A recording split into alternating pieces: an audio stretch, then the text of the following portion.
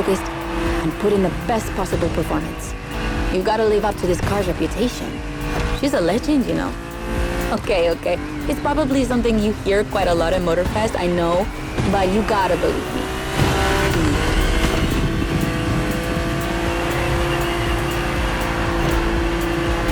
After BMW became popular in the 60s, their cars were more and more used by private motorsport teams, but they still didn't have their own racing division. So they started one in 1972. They called it BMW Motorsport, simply BMW M now. And that was their first car, the 3.0 CSL. And I mean, what a car. First off, she's absolutely stunning. Look at the iconic M colors on her body. Look at her shapes. Look at the perfection of her design. And more importantly, she's so light and powerful, she won 6 consecutive European Championship titles. Yeah. She's the most impressive of her times, and I can't believe how lucky you are to feel her in action on such a beautiful racetrack. Oh, and I'm Anna, by the way. Sorry, I forgot to introduce myself. I've been racing professionally for what, like 10 years now? More if you count the karting when I was a teen.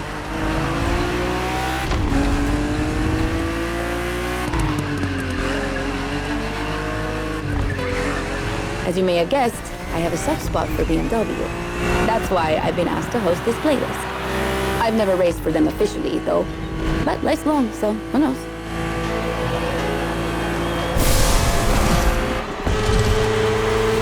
And here we go. I bet you didn't expect to ride a motorcycle for the second lap, did you? But actually, bikes are a really important part of BMW history. Did you know the first ground vehicle they ever built was actually a motorcycle? It was in 1923. Yeah, I know I sound nerdy right now.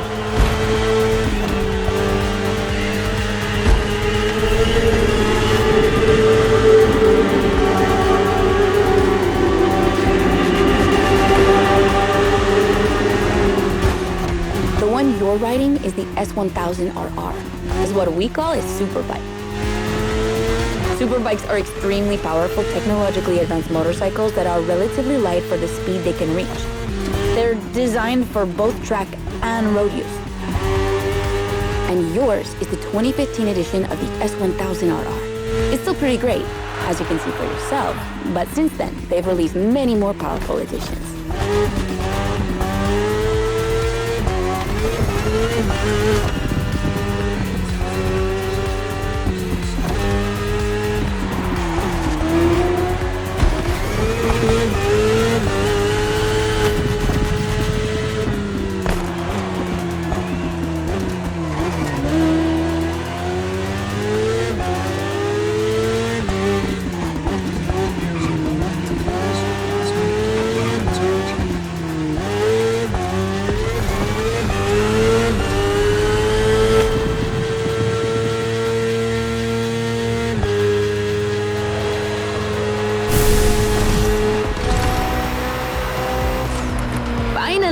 The BMW M Hybrid V8.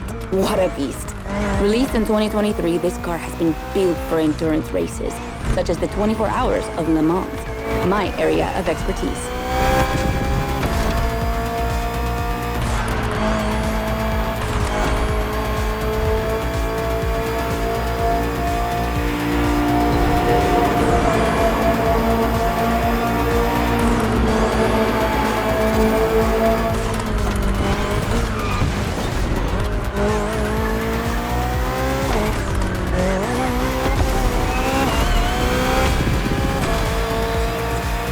An endurance car has to strike the right balance between performance and stability. They must go as fast as possible and yet be able to hold up over time. And the same goes for you. If you're the racer inside the car, you must stay at the top of your game for a very long time, while constantly making strategic choices. But today we're only doing a short race, so never mind that. Just focus on being the best. The Hybrid V8 will do the rest.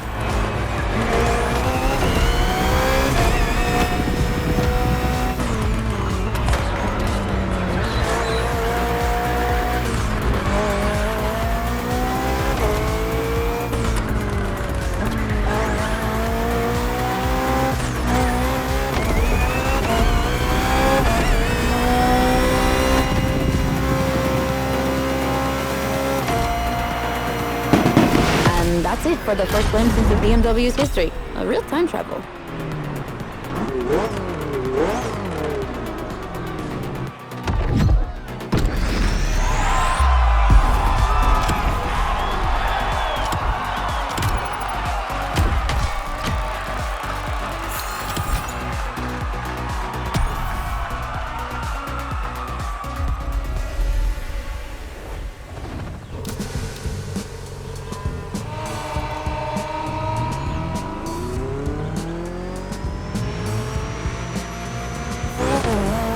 The 3.0 CSL was the big surprise of the first event.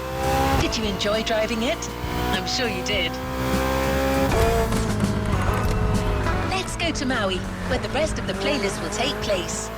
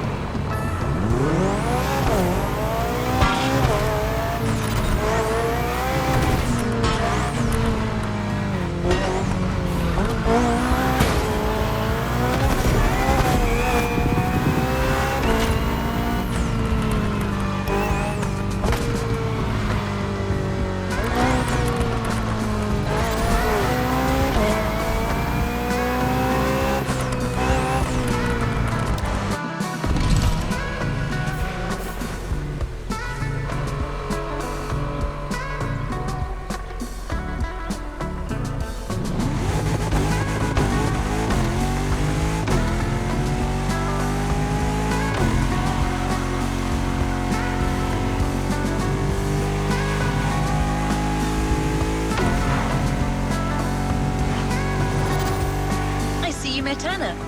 Nice lady, don't you think? She probably won't tell you this, but she really insisted on hosting this playlist. She even chose all the vehicles you're going to drive. I guess everyone has a favorite brand. In fact, Motorfest initially wanted her to host a more motorsport-oriented playlist, but she refused, arguing that BMW is actually all about motorsport and performance. That sounds promising.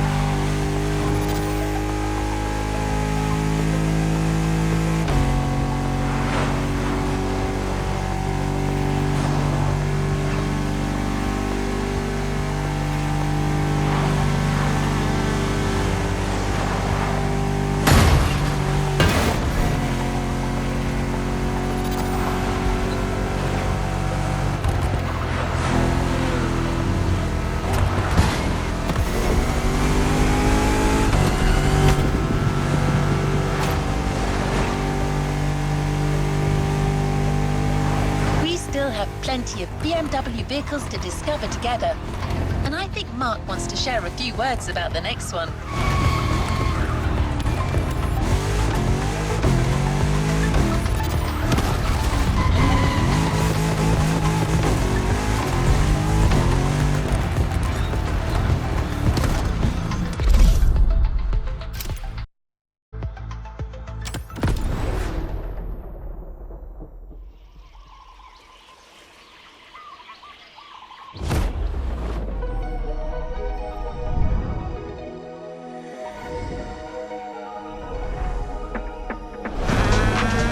The BMW 3 Series is a core product of the BMW AG.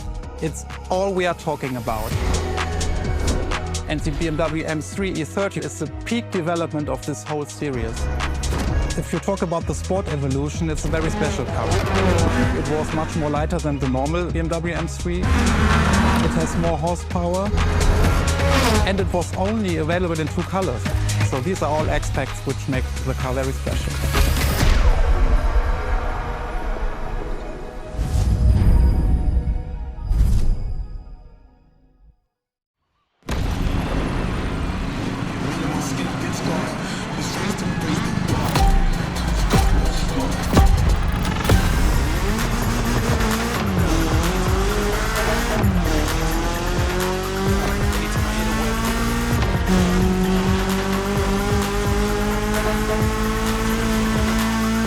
Now with the M3, we're touching on an important part of BMW's history, the 3 Series, the face of the brand.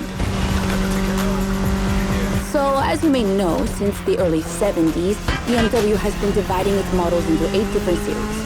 The 3 is without question the most popular of them all. The one you're driving is the E30. It's the second in this prestigious line, and an instant hit in 1982. Not just for car enthusiasts, no, but for the mass market as well. They sold over 2 million. That's huge, especially since they weren't cheap. But this car deserved it. It truly did. For sure, it was the most powerful sedan available at the time.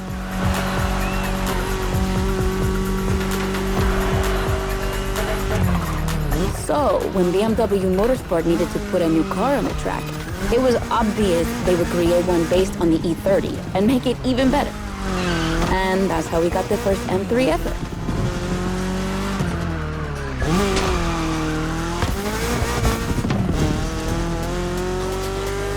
We spoke earlier of the success of the 3.0 CSL, but it was nothing compared to what this car achieved. She's simply the most successful touring car in motorsport history. She has more than 1,400 victories. yeah, I promise you. She won everything. Rallying, endurance racing, but also BMW's most beloved tournaments. The DTM, the German Touring Car Championship.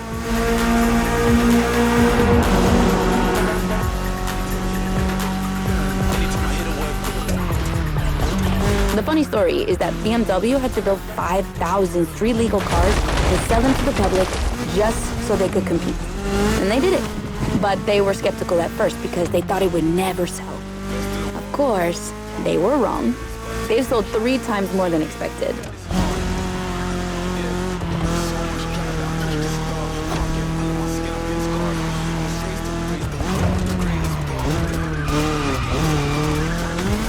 Whatever the model, the E30 has left its mark on a generation. She's loved by underground communities for tuning, for drifting, but you can even see her on album covers and rap videos. She's a cultural phenomenon.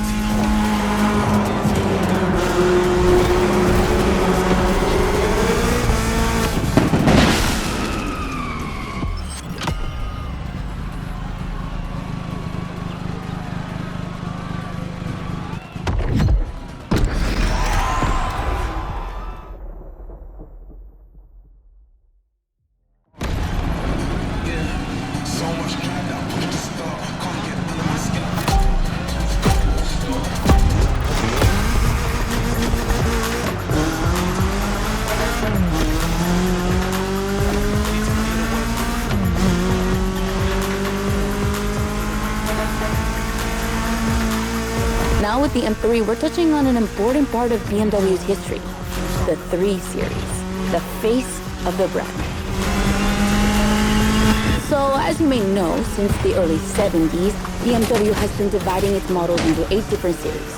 The 3 is without question the most popular of them all.